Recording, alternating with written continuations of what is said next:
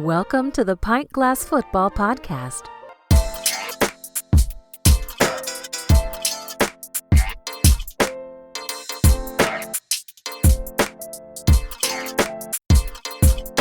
Pint Glass Football, NFL and college football. I'm your host, Brad Fowler. What's up, PGF Nation? NFL draft season is here, and today we're ranking the top 5 wide receivers in this class. We're going to each rank these guys and break down their games in depth. Joining me, like always, my co-host, Alex Higdon. Alex, what is going on? Hey, Brad, big move in NFL last week. I can't wait to talk about it. Yeah, Alex, before we jump in to these wide receiver prospect rankings that we have here, our top 5, of course, one team I think that we can safely say is going to be targeting a wide receiver is the Buffalo Bills after trading Stephon Diggs to the Texans. Before we jump in, Alex, quick thoughts on this move for the Bills and the Texans getting still a very elite wide receiver for their young quarterback. I know we don't like to pat ourselves on the back, but Brad, this is something that we've been talking about. I thought it would have been next offseason, given looking at the numbers, but they actually pulled the trigger this season. It's even referenced on our new YouTube page that everybody can go and check out our mock draft where we talked about Stephon Diggs no longer being a part of this team and why we thought they would be drafting a wide receiver at 28. Yeah, absolutely. And you're right, Alex. But I think I am going to take a victory lap on this one because we did call this. We saw this coming about a year in advance. It was time for them to move off of this guy. I think they knew it. But like we said, this is definitely going to open them up for a key spot here at 28 in this first round. I think they're going to be targeting possibly one of these receivers that we're going to talk about today. Yeah, absolutely. I mean, across the board, there's been a lot of wholesale changes going around with what the Buffalo Bills are doing now that they are going into their second year with Josh Allen's contract hitting. So they did have to make some wholesale moves, and this was one of them. Right, exactly. And with the Texans on the opposite end of that spectrum, they've got a rookie quarterback, or I guess CJ Stroud now going into year 2, but under a rookie deal, so they can afford to spend and go after big names like a Stephon Diggs to help bolster their roster. So that's kind of the way it works in the NFL. Once you pay your quarterback, you got to make tough decisions. And when you haven't paid one yet, you get the luxury of going after guys like this. So really interesting move and a big offseason move for sure. But Alex, we've got a big time wide receiver class. This is one of the best wide receiver classes we've seen in the last couple of years, and we've had a lot of good ones, but this one is definitely one to circle because I think we've got several guys here that could go not only in the top 10, maybe even in the top 5 here with some of these names, really, really elite prospects, and we've got a lot of guys later in the draft. There's a lot of value as well. It's a very deep class, but we're going to rank our top 5 guys, Alex, and I think number 1 is pretty much consensus across the board here. Marvin Harrison Jr., 6'3", 209, out of Ohio State. I know you're not as high on him as some people, and I know the term generational talent has kind of been thrown around with Marvin Harrison, and there's some debate if he's actually that good or not. No matter how you look at it, though, when you break down the tape and you watch this guy's game, he is a big time prospect.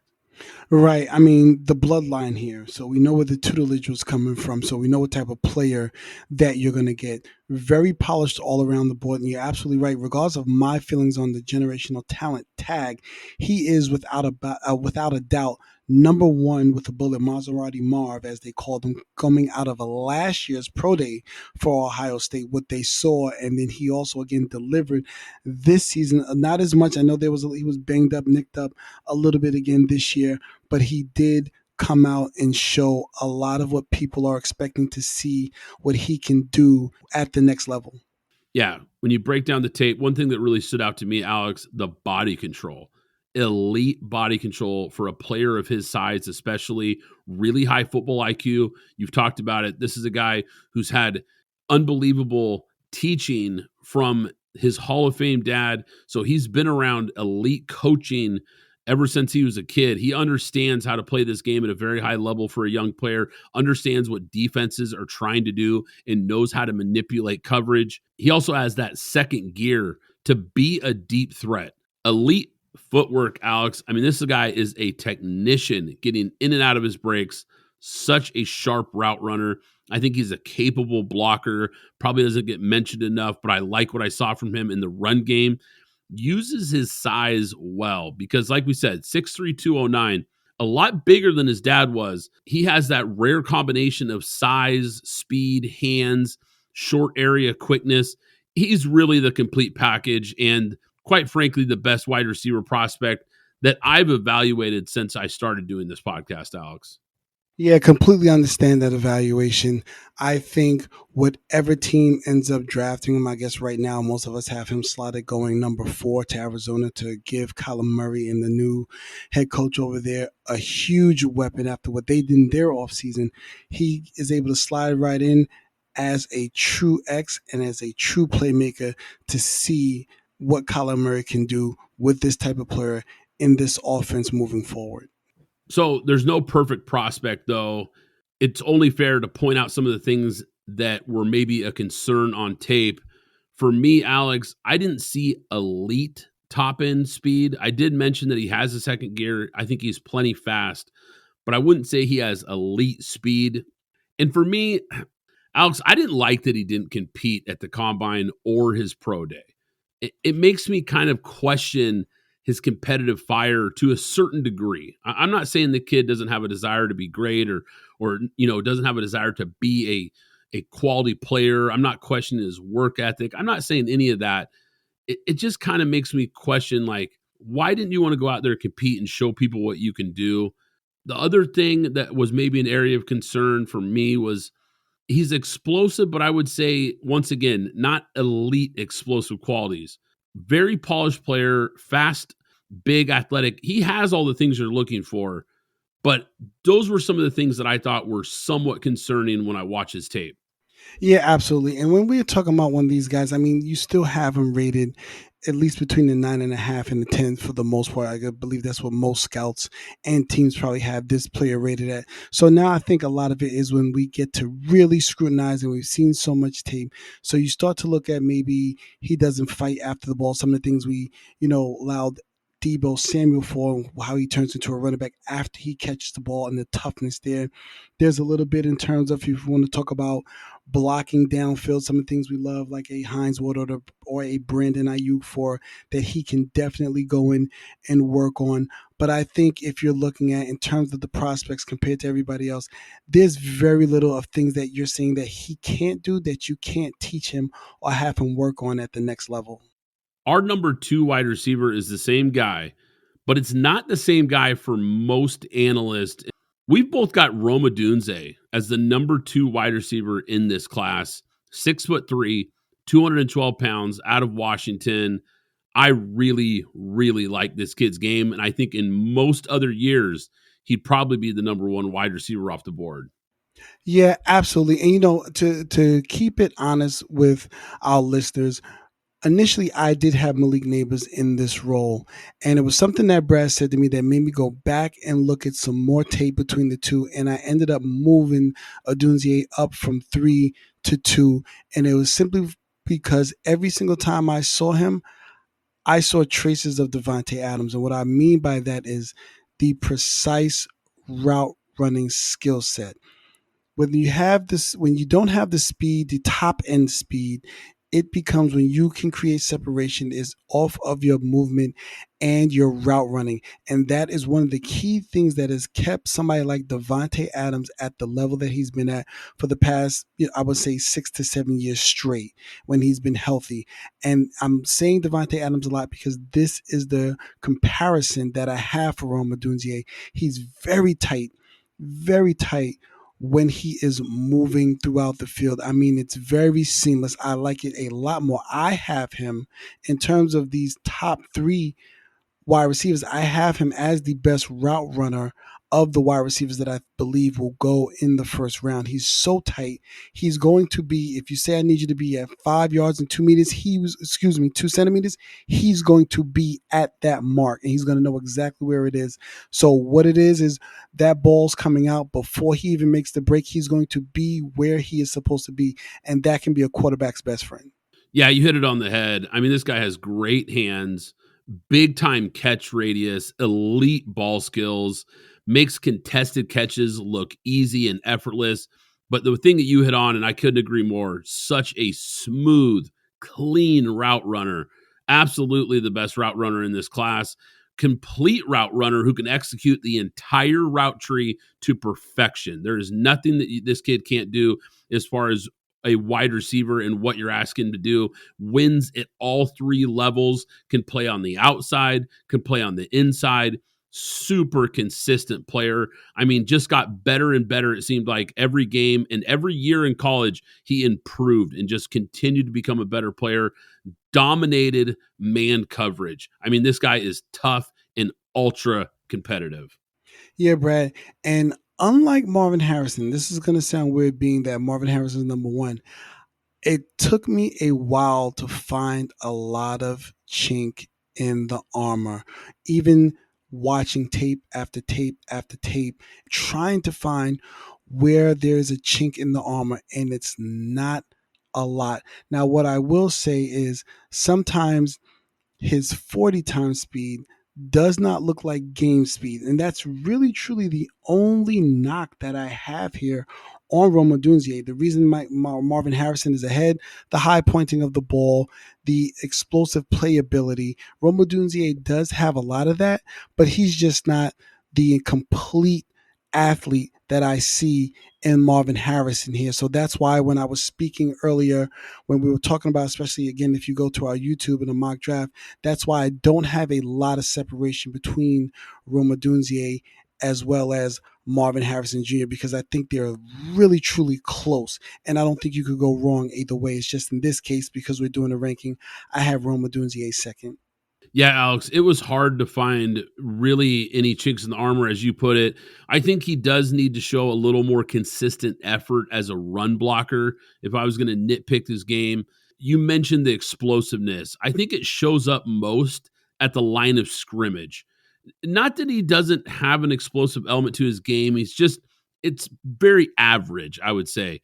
And he did have some trouble with press coverage, which we know in the NFL, he is going to see some of that. I think that's something that he can work on. But as far as a complete receiver, man, this guy just checks about every single box. I love this kid's game. Number 3 receiver on our board, you mentioned it, Alex. He's a guy that is very, very touted in this class, and that's Malik Neighbors, 6 foot tall, 200 pounds out of LSU. I mean, this kid is lightning quick. He has such quick feet, the most explosive wide receiver in this class. His tape is just full of complete highlights, running down the field, shades of what we saw from the Joe Burrow offense with Terrence Marshall, JJ, and Jamar Chase, and so on and so forth. I mean, he is just all over the field. I mean, you can put him in a myriad of different places. We can talk about it a little bit later in terms of the fit and style of offense that he can fit in. But I mean, this kid, he can run about every route. Not as tight as Marvin Harrison Jr. and definitely not as good as we believe in Rome Odunze. But he's and doesn't have the size either, which is probably why I have him at number 3 as well. But can definitely run the entire route tree. And again, I think you can really place him all over the field. While I think the other guys who can also play in the slot, but they are true X receivers from my view. But Malik Neighbors looks like you can put him anywhere on the field and he's going to succeed.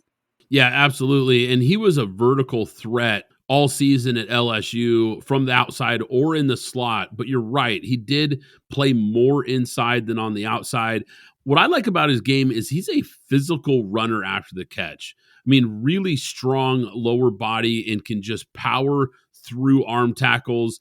He's a big play threat every time he gets the ball. Elite quickness, elite change of direction. I mean, incredible agility.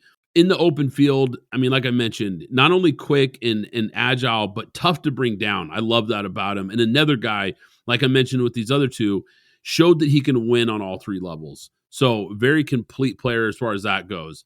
What are some of your concerns, though, for Malik Neighbors? Again, when you start looking at so much tape, and these guys again are very close, all 3 of these guys in terms of their ratings, there are a few things that I think Malik Neighbors probably lacks. I don't think he's good at high pointing the ball, and again, that a little bit of that may go to his size. So these again, now I'm starting to nitpick a little bit more when I'm starting to dig into the tape and then try to figure out the rankings and why I'm putting people where that I am putting them. I'm not sure at all times where he really should be on the field. And I think a lot of his true success and to reach his max potential is really going to decide what type of offense you put him in. I think the other two, Odunze and MSJ, I think we can put them on any team and they can immediately become a true X and immediately do a lot of damage. Malik, I think to reach his full potential, not to say he won't be a good player, but to reach his full potential, I think we'll be looking at specific offenses that he will be in that takes advantage of his entire skill set.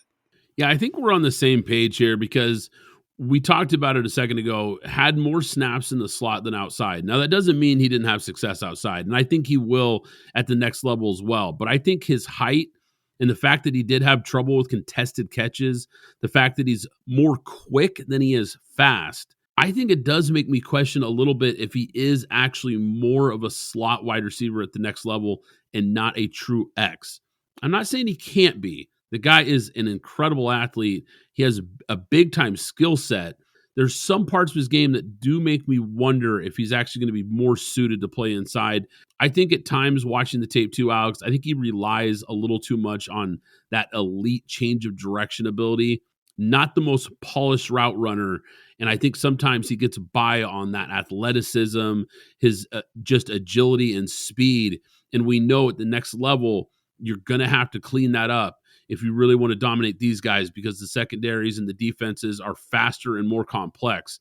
I also thought he was just below average in those contested catch situations, like I mentioned. I don't love that about his tape, and I think part of it is because of the size and just the fact that he has an average catch radius. Little too many body catches on tape as well.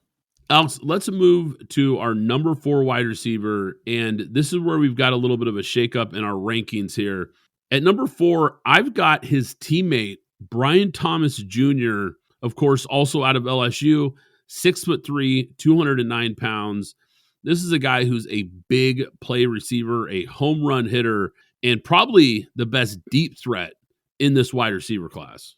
Once we saw what he ran at the 40, at the combine for the 40, we were kind of convinced like, okay, this guy, and some of the things that we just talked about with Malik Neighbors in terms of the size and high pointing and so on and so forth, Brian Thomas Jr. answers a lot of those. And though I think we differ here because I have a different wide receiver, which we'll probably get to within the next picker. So it's the size and some of the things that Brian Thomas can do that we like, that we just spoke about Malik Neighbors wasn't able to do in terms of his size and a lot of the route running things as well. Yeah, Brian Thomas Jr., like I mentioned, the 6'3", 209. I mean, he's just a big, tall, fast receiver. That always helps. Let's face it, at the next level, that height and size, the fact that he has that kind of speed, he's going to be a really good player, I think, at the next level because he's also a red zone target. He led the FBS with 17 touchdowns last year. He's got a big catch radius. I mean, he can really high point the ball, pluck the ball out of the air. Footwork is quick. He's a fast and really fluid player, especially for a bigger wide receiver. I like that he's a tough, competitive run blocker. That's something that shows up on the tape that, those are some of the little things that maybe don't get talked enough about when you're breaking down tape on a wide receiver. But I really like that about his game. Big time straight line speed. I mean, like we talked about, a home run hitter because when he gets in the open field, I mean, he can pull away from defenders and score from anywhere on the field. Alex, if there was some things, like we said before, we're nitpicking here, but some areas of concern, maybe some areas that he needs to improve, what would you circle for Brian Thomas Jr.? Well, I think it's what you just kind of spoke to. There is the clear, he's not the crisp route runner that his counterpart Malik Neighbors is, or any of the other receivers that we spoke about above as well. But I also think, again, a lot of what we talk about with a lot of these players, especially the skill set players, is where you land. I spoke about it earlier. We actually both have Brian Thomas Jr. mocked to the Buffalo Bills. Now you bring him to the Buffalo Bills with a Curtis Samuel, with a Dalton Kincaid, with a Dawson Knox. He's able to take the top off of that defense and allow for those other guys to be able to do a lot of work in the middle part of the offense while they have to pay attention to him, because we know Josh Allen has a big arm, and that works for what they lost and what they also gained in terms of Buffalo. So I think as we're talking about a lot of these players and we're seeing where they can go, I think that's a perfect fit, which is why I think we both matched on where we think he should go, because he does lack a lot of the route running skills of the other receivers that we spoke about earlier. Yeah, we had some differences in your mock draft and my mock draft, but this is one that we definitely aligned on because he does fit perfectly with what Buffalo needs, especially with Diggs not being there. You add that big play threat, that home run threat, big body receiver. I think it makes so much sense for that offense, and the big arm, like you mentioned, with Josh Allen, and it can open up things in the middle of the field, like you mentioned. I just love this fit for him, and I think he's going to be in that range. I think this is a guy that's probably going to be available in that back half of the first round. So if he's available and on the board for the Bills, I think they would be running to the podium to make that pick. Underdog Fantasy is the easiest place to play fantasy sports. I personally love the pick'em game. Just pick between 2 and 5 players to build a pick'em entry. Pick whether your favorite players will have a higher or lower stat total in this week's game for a chance to win big. You can win up to 20 times your money in a single night. Download the Underdog Fantasy app and sign up today with promo code PGF. That's promo code PGF to get your first deposit doubled up to $100. The official ticketing app of Pint Glass Football is now SeatGeek. I can't recommend them enough, guys. I've been using SeatGeek for years. You want to go to a game this season? SeatGeek is here to take the confusion out of buying tickets, making sure you get the best seats at the best prices. With SeatGeek, you'll never have to worry about overpaying for tickets again. How? They put a 0 to 10 score on each ticket, so you know you're getting a good deal. But here's the real game changer. You can get $20 off your first ticket purchase with the code PGFPOD. That's right, $20 off with code PGFPOD. This season, make every game day epic with SeatGeek. Download the SeatGeek app and remember to enter the code PGFPOD to grab your $20 discount.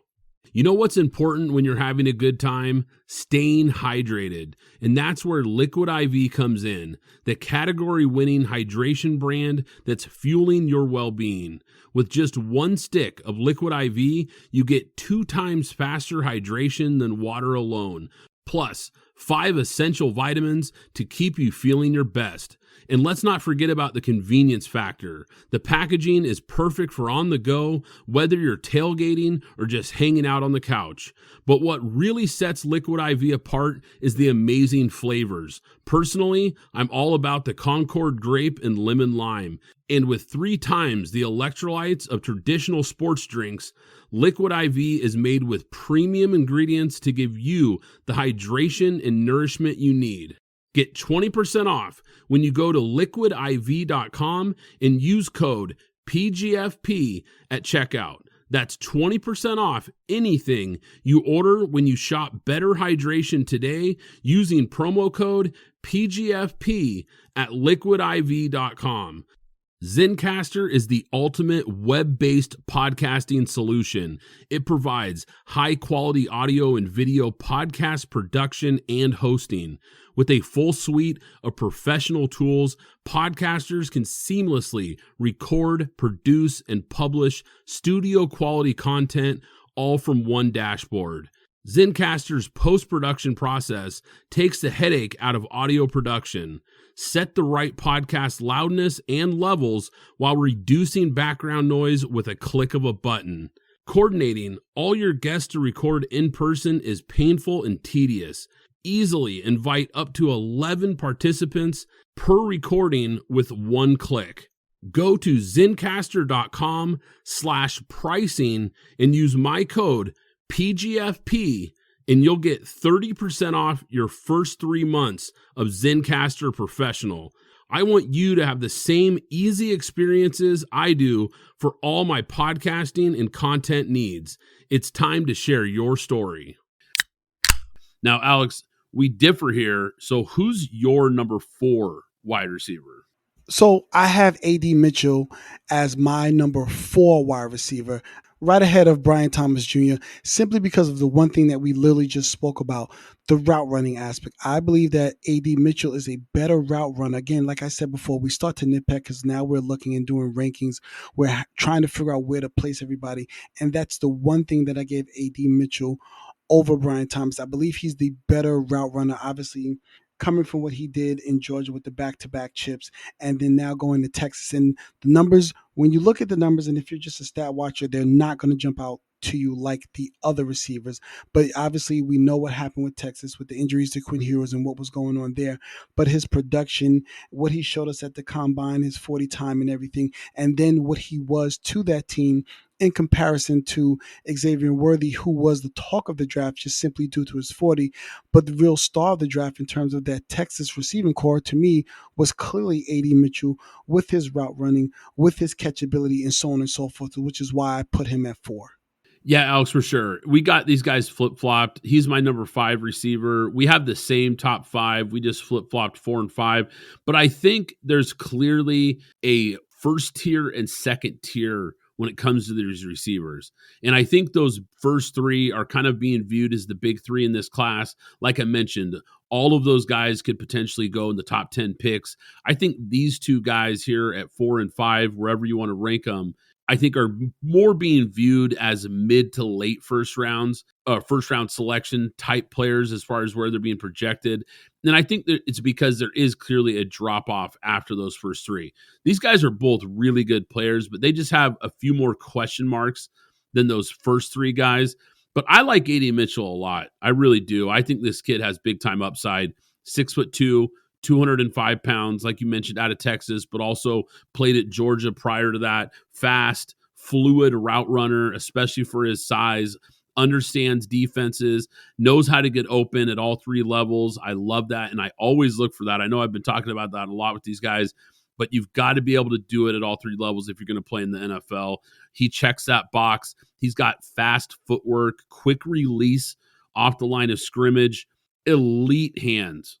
And that's another thing that I really like about this guy. Only dropped 1 ball all last season. So you're talking about a very reliable target. You want to talk about a catch radius. This guy might have, you know what? Forget that. He does have the biggest catch radius in this entire draft. I mean, it's actually ridiculous when you watch this guy. He can grab balls out of anywhere.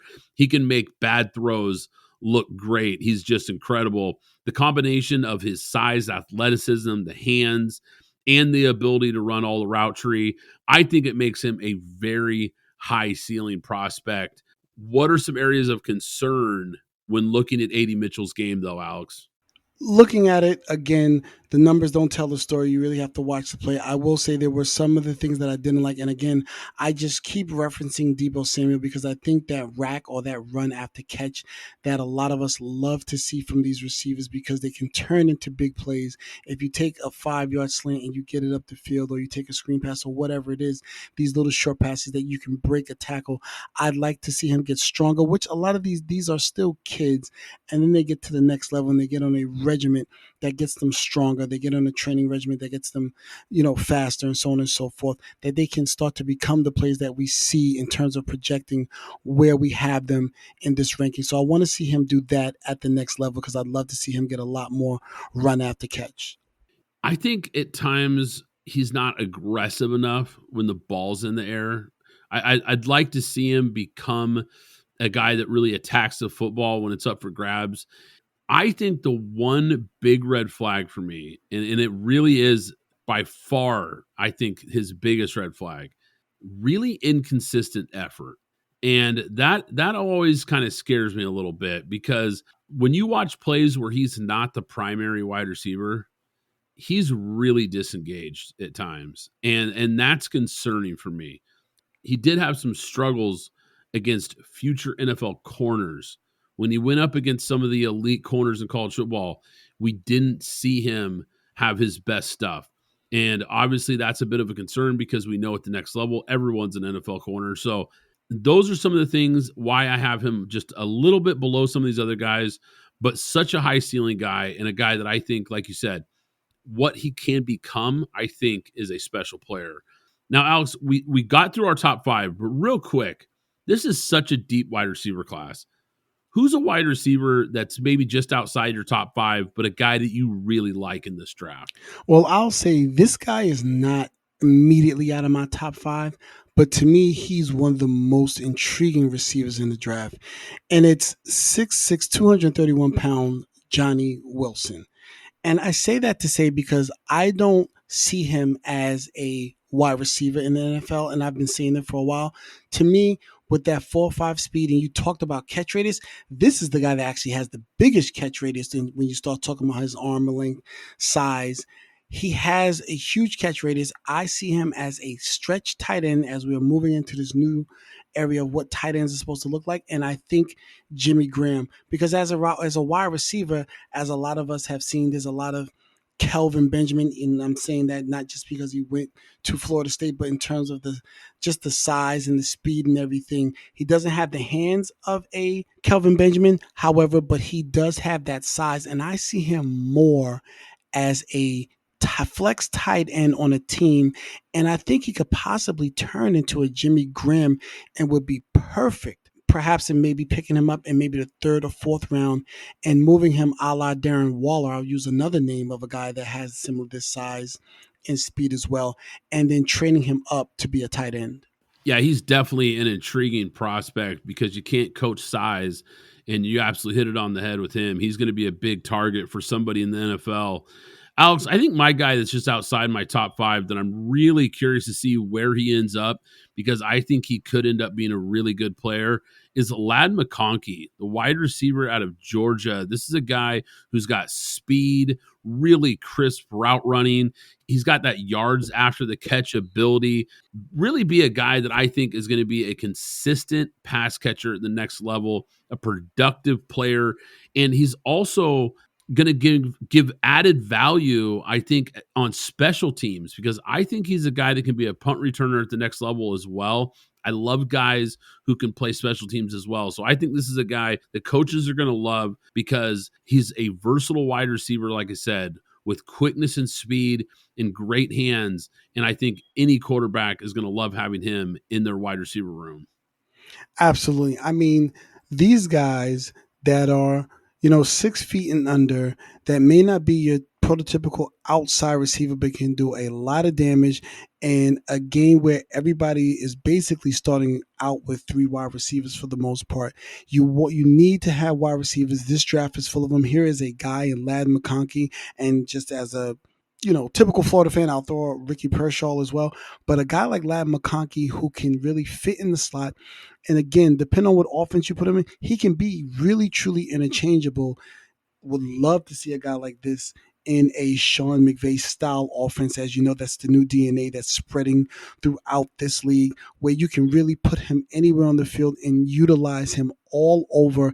Short hands, quick twitch. You're always going to get the Julian Edelman, Wes Welker, if you want to even come more recent, Boyd or Hunter Renfrow, in the sense of a guy that's sure-handed, going to be where he's supposed to be, going to make the catch, and is always going to move the chains. If you enjoy the podcast, do us a favor and subscribe, rate, and review on Apple Podcasts and Spotify. Guys, we have another episode this week with a special guest joining us. So like I said, be sure to subscribe so you don't miss out on these new episodes. But once again, I'm Brad Fowler. He's Alex Higdon. This is Pint Glass Football, and we'll catch you next time. Thanks for listening to the Pint Glass Football Podcast. Be sure to subscribe and follow us on Twitter at PGF Podcast.